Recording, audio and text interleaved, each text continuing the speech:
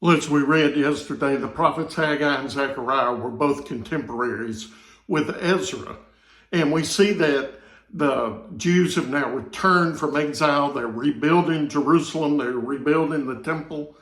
And as soon as the Jews return from exile, they begin to rebuild the altar and sacrifice on the altar. And they begin to rebuild, and they actually lay the foundation of the temple.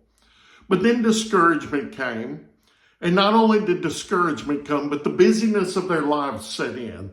They're rebuilding their own homes, their own lives, their own replanting their own fields, all of that have laid dormant for 70 years.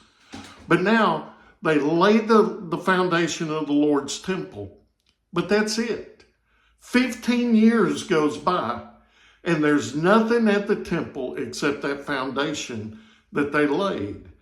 And so God sends a word to his people through the prophet Haggai. And I want to read to you Haggai chapter 1, verse 1 through 5. In the second year of King Darius, on the first day of the 6th month, the word of the Lord came through the prophet Haggai to Zerubbabel, son of Shealtiel, the governor of Judah, and to Joshua, son of Jehozadak, the high priest. The Lord of armies says this: these people say the time has not come for the house of the Lord to be rebuilt. The word of the Lord came through the prophet Haggai. Is it a time for you yourselves to live in your paneled houses while this house lies in ruins? Now the Lord of armies says this: think carefully about your ways. Now the Lord was not the priority of their life, and it was evidenced by their refusal to rebuild the temple. They had this saying that it's not time to rebuild. We got to get everything else done. It's not time to rebuild that. And we can see today that that same problem exists among people today, that good self-proclaimed Christians, well-meaning people, will put other things as a priority before the Lord. That's evidenced by they'll go and do anything that takes them away from church.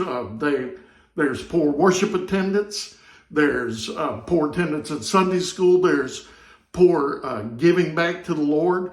There's poor serving. There's people that won't commit to what I believe is biblical church membership and joining a church.